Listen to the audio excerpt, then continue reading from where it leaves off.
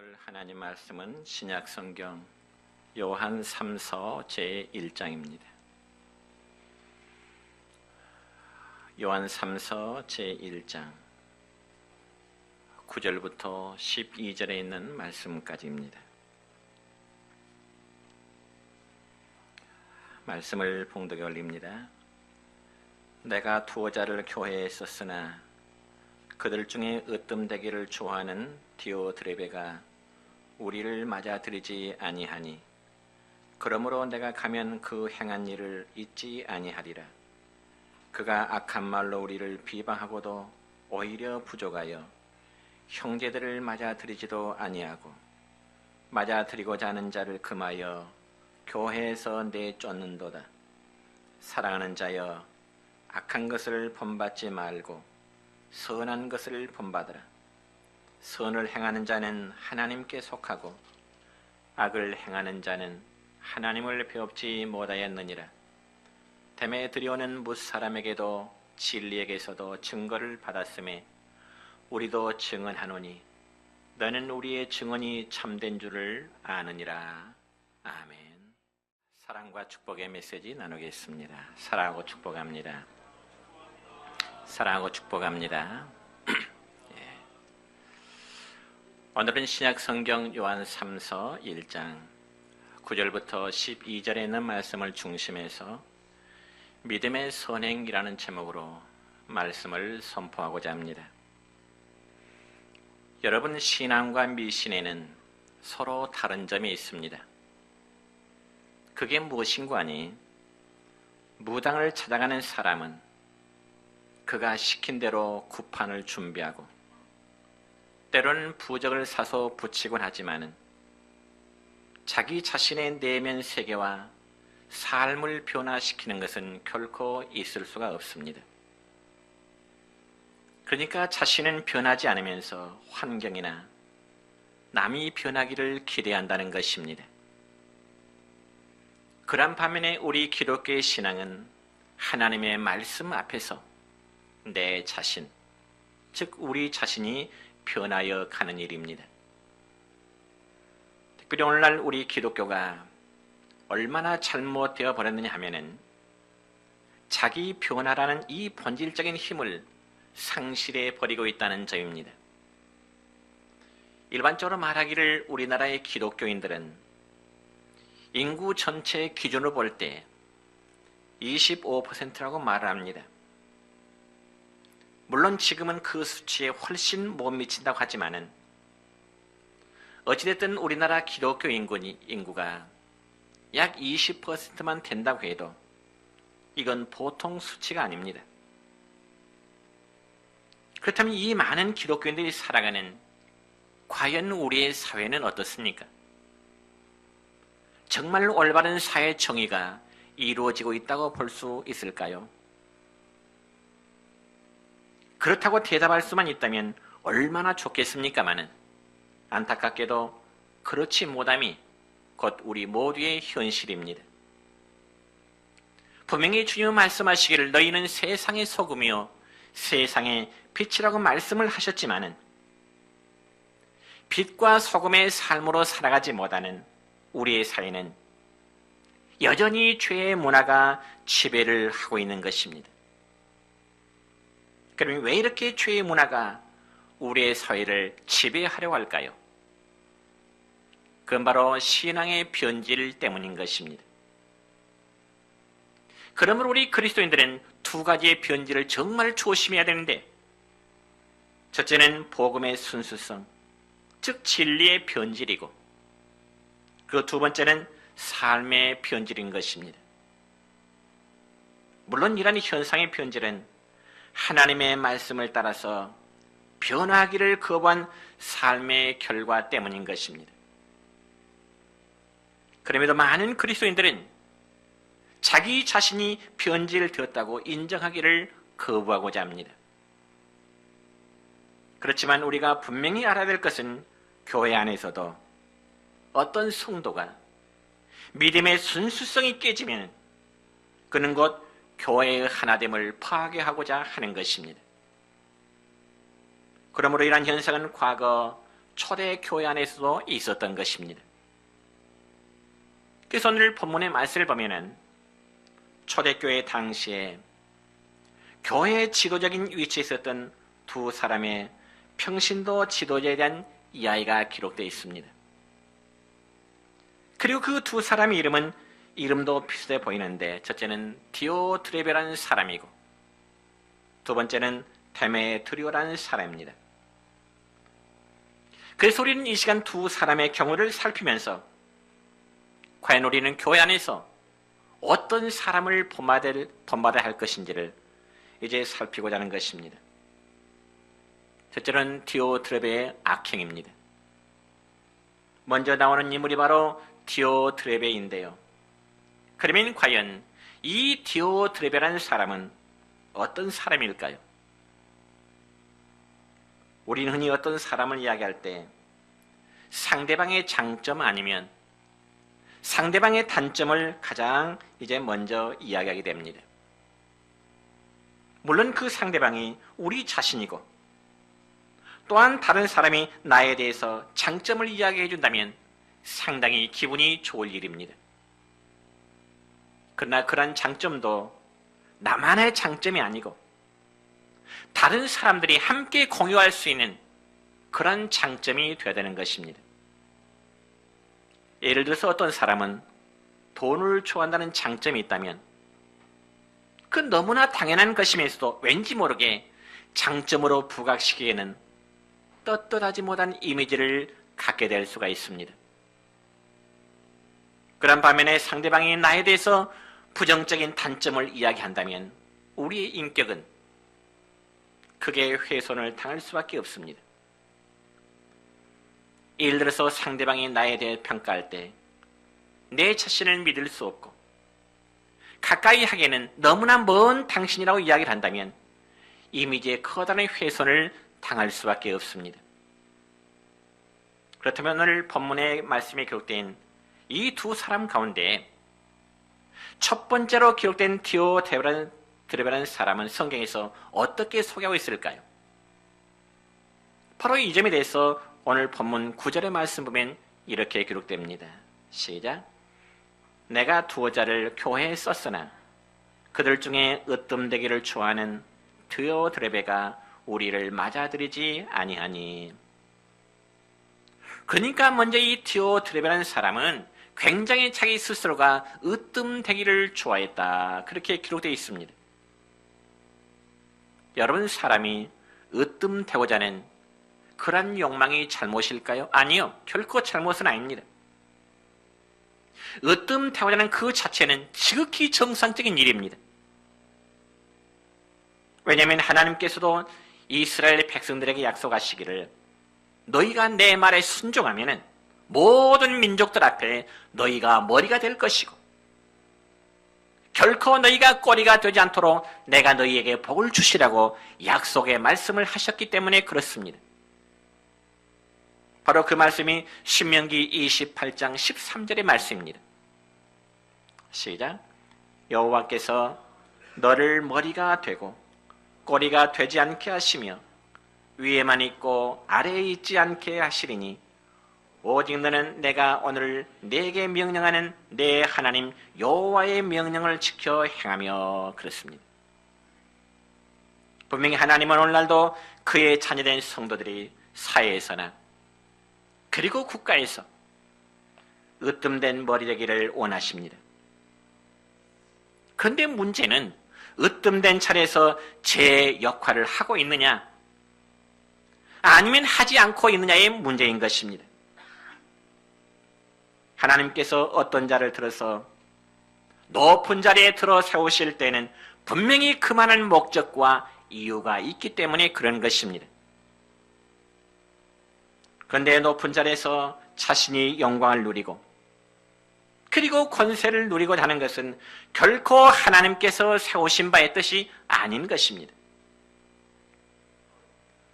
그래서 본문에 기록된 으뜸된다라고 하는 이 헬라의 원에 보니까 필로프로티온이라는 단어인데 이 말은요, 사랑하는이라는 말과 그리고 첫째가 되다라고 하는 합성어입니다.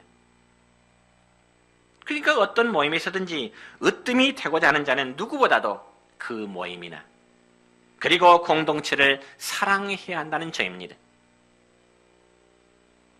그럼에도 불구하고 높은 자리에 앉은 으뜸된 자가 자기 욕심이나 채우려 한다면 그에게는 높은 자리가 결코 영광스러운 자리가 아니라 그의 결국은 수치스러운 자리가 되고야 말 것입니다. 여러분, 국가에서도 정치하는 사람들 중에 이름 있는 사람들은 그래도 하나같이 나라를, 즉 국가를 사랑한다는 사람들입니다. 그런데 우리를 실망하게 하고 신물나게 하는 것은 서로 으뜸이 되고자 하는 그런 행태들입니다.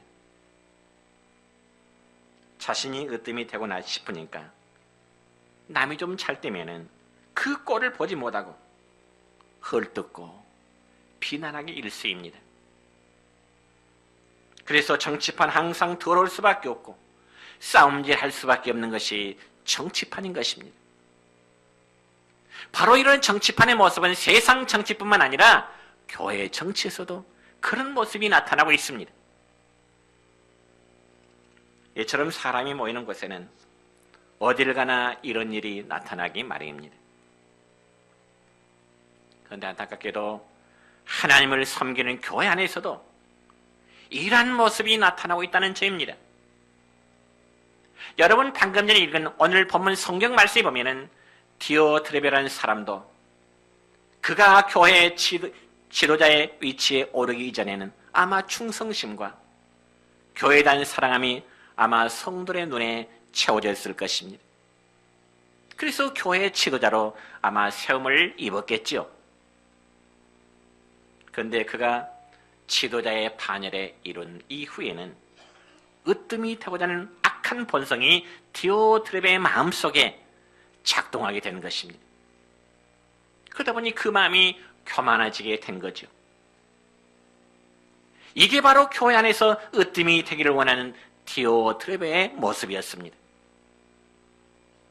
그러면 오늘 본문에 기록된 디오트레베뿐만 아니라 이 시대 우리들에게도 으뜸되기를 좋아하는 자는 항상 자기가 하는 일에 대해서 드러내기를 좋아합니다. 남들이 인정해 주기를 좋아합니다. 또 수고한 모든 일에 대해서 하나님께 영광을 돌리지 않냐고 모든 다른 사람의 공로를 인정하지도 않으려고 합니다. 심지어는 다른 사람의 행한 공로에 대해서 시기하고요, 험담하기를 좋아합니다. 그러면서 오직 자기가 그 모든 영광을 가로채고자 한다는 것입니다.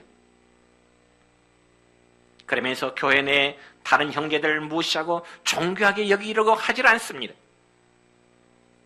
그렇다면 과연 이 디오트레베라는 사람이 교회의 지도자로서 구체적으로 잘못된 행동이 무엇일까요? 오늘 본문 10절 하반절의 말씀 보면 이렇게 기록되네요. 시작. 그가 악한 말로 우리를 비방하고도 오히려 부족하여 형제들을 맞아들이지도 아니하고 맞아들이고자 하는 자를 금하여 교회에서 내쫓는도다. 즉 이 말씀은 여러분 초대교회 당시에는 여러 지방을 돌면서 순회 선교 활동을 하는 선교사들이 있었습니다. 그런데 그러한 순회 선교사들이 디오트레베가 있는 교회에 방문하게 된 거죠. 그렇다면 마땅히 믿음의 형제인 순회 선교사를 기쁨으로 맞이하고 그들을 따뜻이 이제 접대해야 되는 것이 옳은 일이었습니다. 더군다나 여러분 초대교회 당시에는 남에게 대접을 하는 것을 가장 커다란 미덕으로 여겼습니다. 그럼에도 불구하고 이 디오트레베라는 사람은 순회 선교사가 교회에 방문하게 될 때 자기의 권위가 실추되고 또한 교회 안에서 자신의 기득권이 상실될 것을 염려해서 순회 선교사를 영접하지도 않았다고 합니다. 그런데 여러분, 우리가 이 말씀을 이해하기 위해서는 먼저 다시금 9절의 말씀을 보아야 됩니다. 이 9절의 말씀 보면은 내가 두어 자를 교회에 썼으나 라는 말씀이 있죠. 이 말씀은 본서의 제자인 사도 요한이 디오드레베가 지도자라는 교회 선교사 편에 편지 몇 자를 써서 쥐어 보냈다는 것입니다. 그렇다면 당시 교회 지도자의 중요한 역할은 이 사도가 파송한 선교사를 접대하고 후원하는 일이 절대적인 원칙입니다. 그럼에도 디오드레베는 그들을 맞아들이지를 않았습니다. 그리고 심지어는 거짓과 모함으로 사도들에서 비난했고 성도들 가운데 사도가 보낸 이 선교사를 맞아들이거나 대접하려 하는 성도들까지도 가로막았습니다. 대접하지 말라고, 맞아들이지 말라고. 여러분, 이런 경우를 가리켜서 우리는 말하기를 자기가 하기 싫으면 말지 왜 남들이 하는 것까지 가로막고 있느냐, 아마 이런 말을 하게 될 것입니다. 그런데요, 이 디오드레베의 악행은 그것으로만 끝나는 게 아니고 어떤 성도가 선교사를 영접하고 선교사를 대접했다는 그 이유 때문에 그 성도를 교회에서 내쫓았다라고 말하고 기록하고 있습니다. 얼마나 악한 행실입니까? 자기가 하기 싫으면 말고 오히려 다른 성도가 대접하면 격려하고 정말 칭찬해야 할 거 아니겠습니까? 저는 제가 아는 어떤 목사님부터 이런 이야기를 들은 적이 있습니다. 그 교회 장로님 가운데 한 분이 사업을 하는데요. 사업을 하다 보니까 그 교회에서 헌금을 가장 많이 하시는 장로님이랍니다.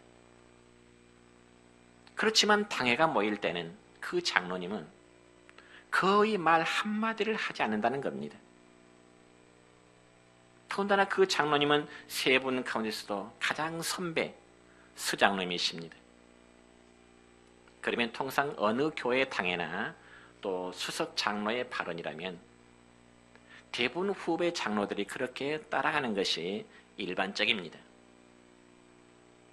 그럼에도 그 장로님이 당회에서 거의 발언을 하지 않는 것은 말을 조리 있게 하지 못해서가 아니라 행여나 자기의 잘못된 발언이 헌금 좀 많이 했다고 해서 쉽게 결정이 되어버릴까 하는 그 염려 때문에 모든 발언을 후배 장로들로 하여금 한다는 그런 이야기를 들어봤습니다.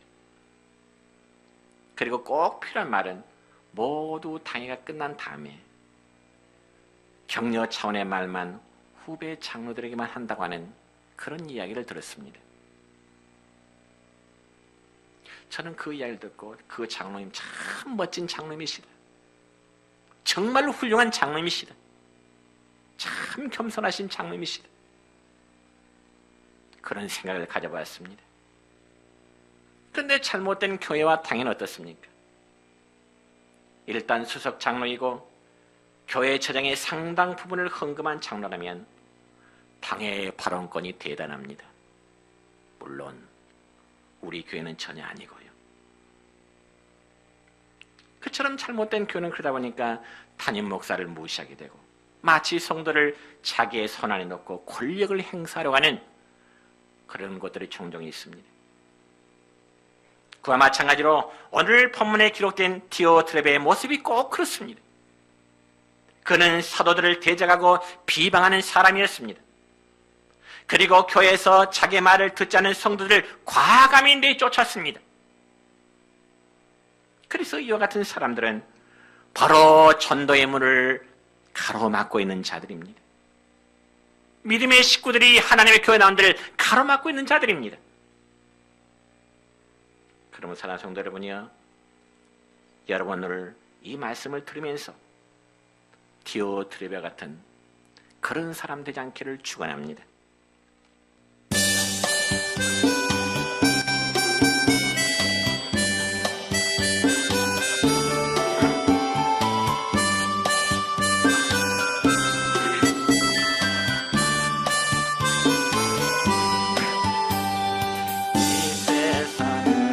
날이 갈수록 착해져가고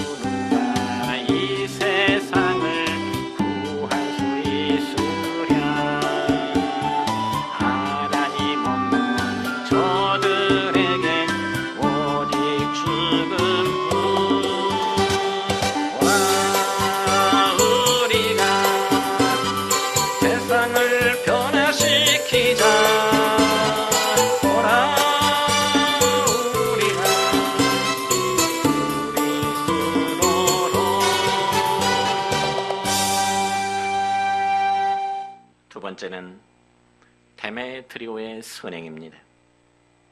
여러분, 디오드레베와 데메트리오 이름이 좀 비슷하지요? 그러나 전혀 다른 사람입니다. 으뜸되기를 좋아했던 디오드레베와는 달리 데메트리오라는 사람은 모든 자들에게 칭찬받는 사람으로 인정이 되고 있습니다.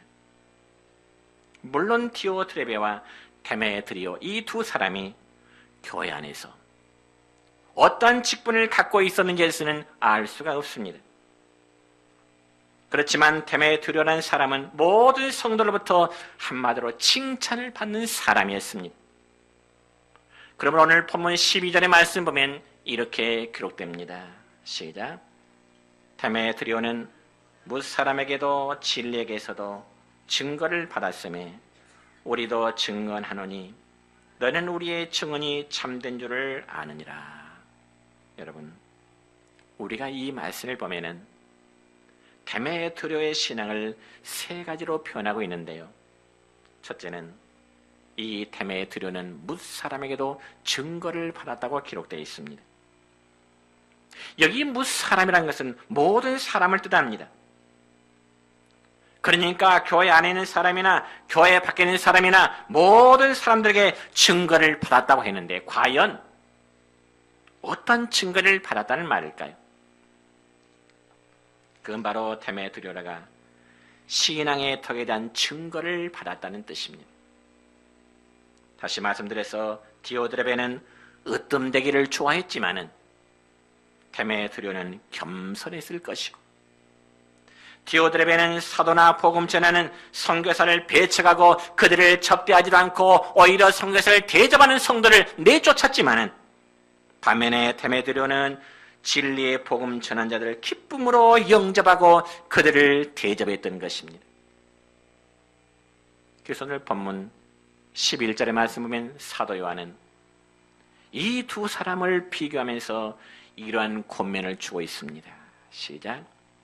사랑하는 자여, 악한 것을 본받지 말고 선한 것을 본받으라. 선을 행하는 자는 하나님께 속하고 악을 행하는 자는 하나님을 배웁지 못하였느니라. 아멘. 그러므로 오늘날도 교회 안에는 이러한 덕을 행하는 성도들이 많아야 됩니다. 그래야 교회 안과 밖에서 사람들로부터 칭찬을 받게 되며 또한 하나님께는 영광이 되어지는 것입니다. 두 번째로 데메트리오는 진리에게서도 증거를 받았다 그랬습니다. 그런데 여기 진리에게서도라는 말씀의 원래 의미는 그 진리 자체로부터까지도라는 뜻인데요. 이는 데메트리오의 신앙이 그리스도를 바로 믿고 바르게 행하는 진리의 신앙이었다는 뜻입니다. 특별히 여러분 초대교회 당시에는 예수 그리스도가 사람의 몸을 입으시고 즉 육체로 오심을 부인하는 거짓 선자들이나 거짓 교사들이 많았습니다.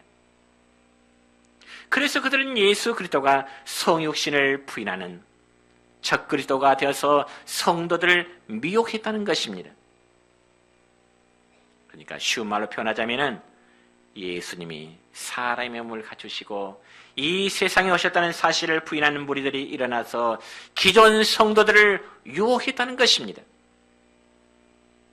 오늘날로 표현하자면 하나님의 말씀을 교묘하게 해석하는 이단들이 나타나서 기존 교회 성도들을 유혹하는 것과 마찬가지입니다.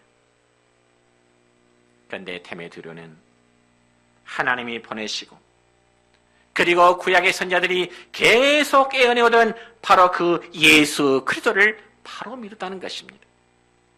그래서 그는 당시 모든 사도로부터 인정을 받는 신앙이었습니다. 사랑하는 성도 여러분이요, 어떤 성도가 아무리 열심히 뜨는 신앙생활을 한다 할지라도 그 신앙이 진리에서 떠난 신앙이라면 아무런 의미가 없습니다. 어쩌면 하나님의 나라를 역행하는 그런 행위인 것입니다. 여러분의 믿음의 생활이 진리에서는 떠나서는 안 됩니다. 그렇기 때문에 성도는 신앙의 인격도 덕스러야 하겠지만은 보다 더 중요한 것은 구원의 진리에 입각해서 증거를 받는 바른 신앙생활을 해야 한다는 것입니다. 또한 세 번째는 교회 지도자들에게도 이 데메트리오는 칭찬을 받은 사람입니다. 특히 본문 12절 중간 부분에 보면은 우리도 증거하노니라는 말씀이 있습니다.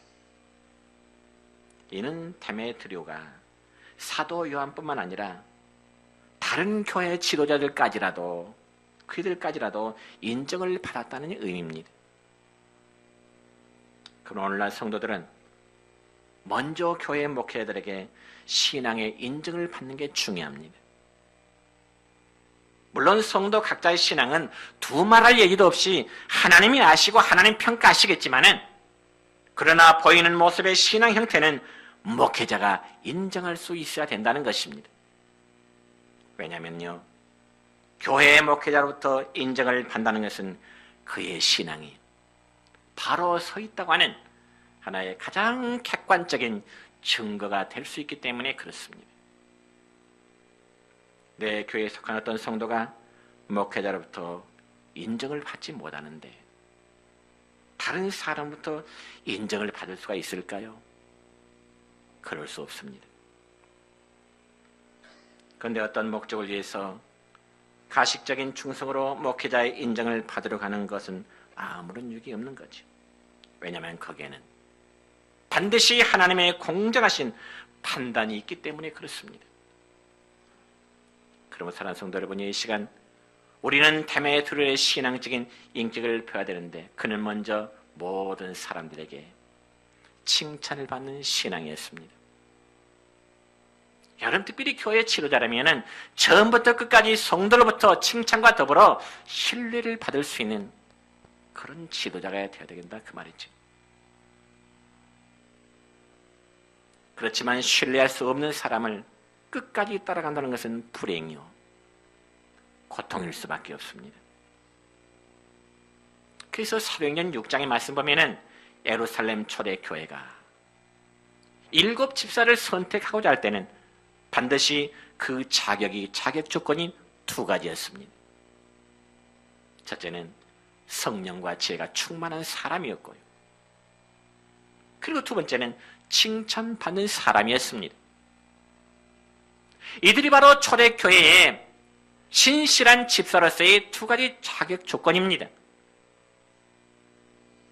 성령과 지혜가 충만한 사람, 그리고 모든 사람들에게 칭찬받는 사람. 그러면 칭찬은 여러분 어떻게 얻어질까요? 칭찬은요, 자신의 삶을 통해서만 얻어지게 되는 것입니다. 물론 재능을 통해서 얻어지는 칭찬도 있겠고요, 남다른 삶을 통해서 얻어지는 칭찬도 있겠습니다만은 진정한 칭찬은 남에게 감동을 줄 수 있는 그런 삶이, 그것이 바로 차별된 삶으로서의 칭찬인 것입니다. 그러므로 이 시간 우리는 본문 말씀을 통하여 배워야 될 영적 교훈입니다. 그게 무엇인가 아니에요.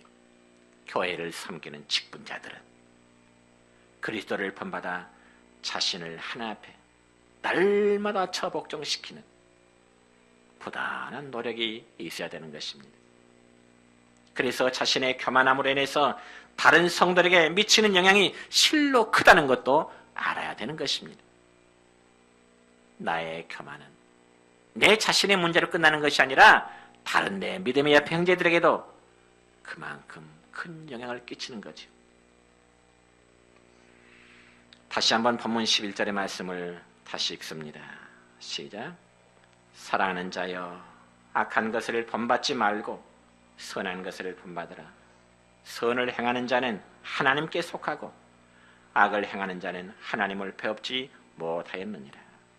여러분, 이 말씀 보면은 2가지의 명령이죠. 첫째는 부정적인 명령이고요, 2번째는 긍정적인 명령입니다. 그래서 부정적인 명령인 악한 것을 본받지 말라고 하는 것은 디오트레베와 같은 그런 사람의 행위를 본받지 말라는 것이고요, 반면에 긍정적 명령인 선한 것을 본받으라고 하는 것은 데메트리오와 같은 그런 믿음의 모습을 본받으라 하는 것입니다. 그러므로 이 말씀 오늘 저와 우리 모두에게 동일하게 주시는 말씀으로 받으시기를 바랍니다. 우리가 사람과의 관계에서도 어느 누구에게나 다 장단점이 있기 마련입니다. 그렇다면 상대방의 좋은 점만을 배워야지, 잘못된 것을 배우다 보면 자신도 역시 똑같은 레벨의 사람이 되고야 마는 것입니다. 더더욱 교회 안에서는 더욱 그렇습니다. 여러분 자신에게 신앙의 유익이 될 수 있는 그런 것들만을 보고 들어서 우리 모두의 교회가 더욱 은혜로운 교회로 세워지기를 주님의 이름으로